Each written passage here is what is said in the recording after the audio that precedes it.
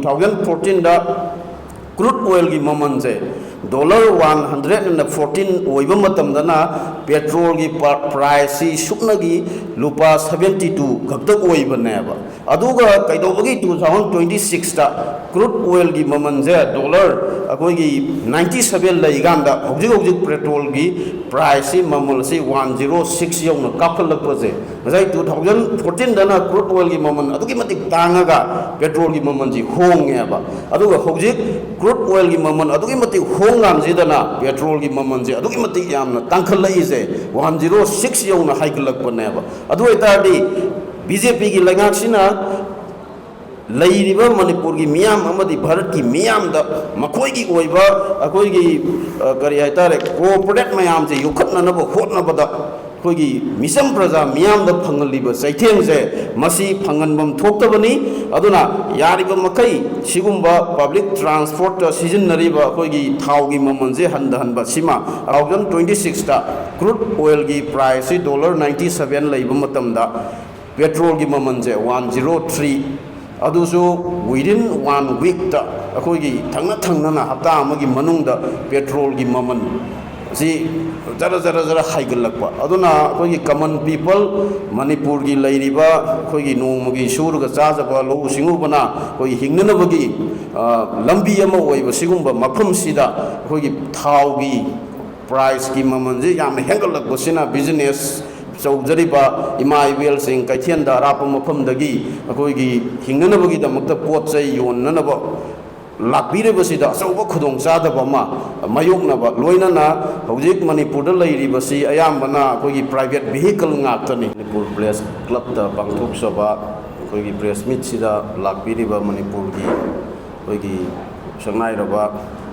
press ki marum mapang silana khuding makpu Aam Aadmi Party gi maikai dagi thagat uhai simatang ai hana thamjage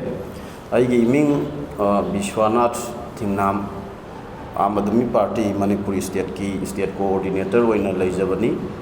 aduga aigi yethang-bada leibiriba aigi marup asaibam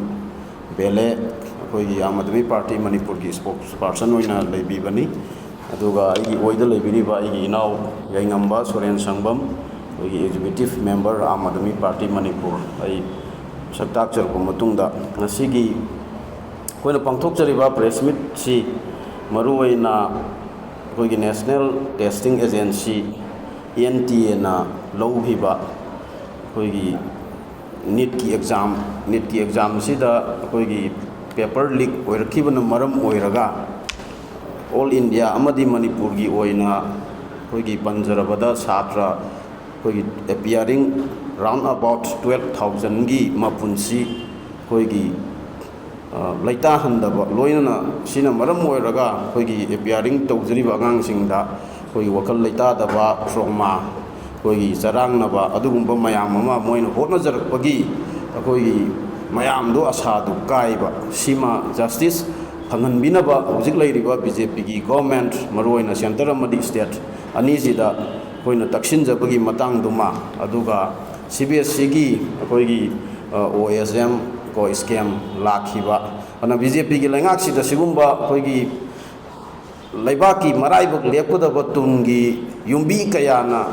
koigi education gi field sida makoigi career semna nabo honarakpada koigi question leak oiba sigumba scam kaya ama chatharakpasina satra jingi punsida ninghannaba tangdu laitadaba wakhanda charangnaba mayam ama phagolakpase masina maram oiraga koigi satra singsida amadi parents singi leiriba koigi wakhangi phibam laksinana honajabada Aam Aadmi Party gi maikaidagi moigi justice si phanganbiyu haibaduma sima ai ahanbada thamjage aduga koigi lakadoriba tang pangthokadoriba yathokhraba matungi pangthokadoriba date 21 sigi NEET ki exam se sida hojik appearing tawriba chhatra jingjigi chathok-chatsin tawbada Manipur government na akoigi public vehicles government na tongana adugi damakta vehicles arrange tawbiraga akoigi chhatra jingjina magi tongan ba akoigi exam center jingjida chatpada madugi arrangement ama Manipur government na toubiyu haibasima akoigi party gi side gi appeal tawjage loinana hojik laiba akoigi price hike haitare thaugi tagi sana thaknabagi akoigi potsai gi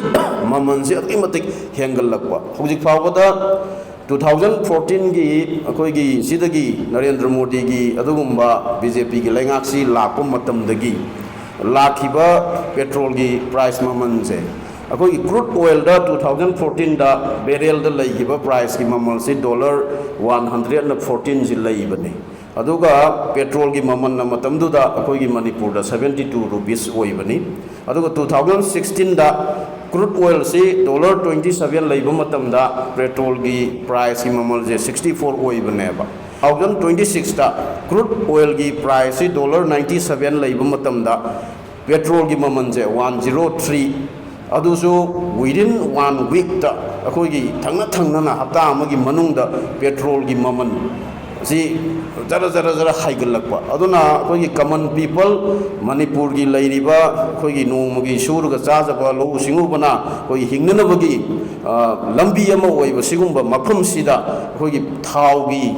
price gi maman je yam hengalakwa sina business चौजरीबा इमा इबेल सिंह कैथेन दा राप मफम दगी अखोगी हिंगनबगी दमक्ता पोत चै योननब लाक्बिरेबसिदा अचौबा खुदोंग चादबमा मायोगनबा लोइनना हौजिक मणिपुर दा लैरिबसि अयामबना अखोगी private vehicle ngaktani ऑक्टो ओइसनु अदगी तोंगानबा मैजिक ओइसनु विंगर ओइसनु सर्विस अराप मफम दगी तौबिरिबसि अयामबना प्राइवेट वेहिकल लोइनो ओइबनिना अखोगी chathok chatsin gi अखोगी गाड़ी gi भाड़ा सिगी ममनसु अदगी मतिक यामना वांखलकबा अइना मतंग सिदा लाक्सनिंगिबा वाफम दि 2014 दा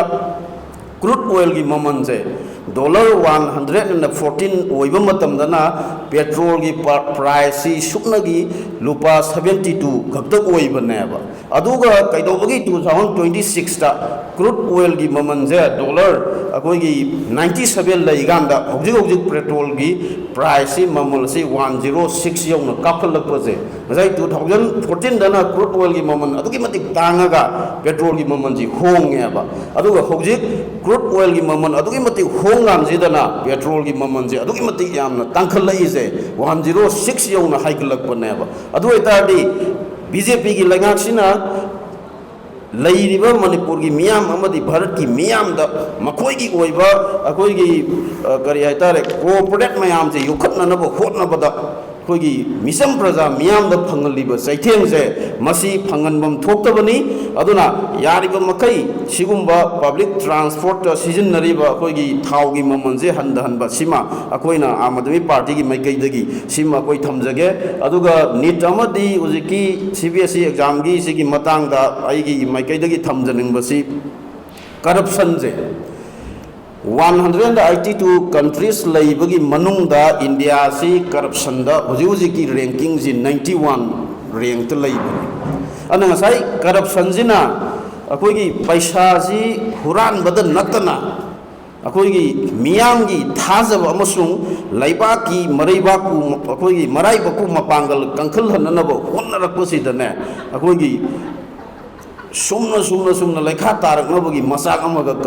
corruption jina soba akoi gi lambi amaga oire eba aduna system jina pukjel sengna corruption yaudana thabak toroba matam datada akoi gi Bharat hojik BJP na Viksit Bharat akoi gi akhanda Bharat ka ina mangjariba manglan mayam se karamba matamda corruption leitraba matamda mai pakani haibase Aam Aadmi Party na thajajabani aduna ngasai gi hoje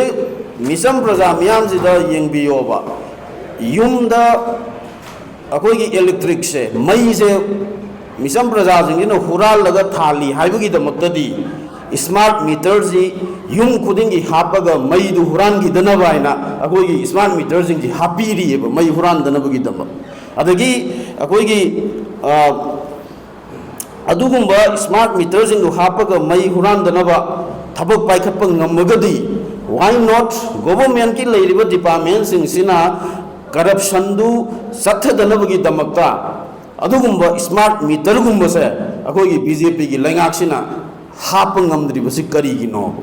मिसम प्रजादना smart meter पांजिलग मई हुरालेना अखोई मई हुरांदनबनेना अखोई smart metre से हापीरिएब अदुना हुजिक अखोइना मथौ ताराइबसे India दा अखोई स्मार्ट मीटर दु नत्तेब smart education smart health smart infrastructure सिगुंब मयाम से लेरब मतमददा अखोई भारत सी अखोई नंबर 1 कंट्री अखोई इंडिया दा ओइब पृथ्वी दा ओइब ngमगनि हाइबसि आम आदमी पार्टी की माइकैदगी थाजजबनी औना मखा ताना आई अखोई स्पोक्स पर्सन आम आदमी पार्टी की लेबिरिबा आई मरु बेलेदा अखोई सिग मरी लेना वफम खरा थंबिना बाई ओंदा सिनजरी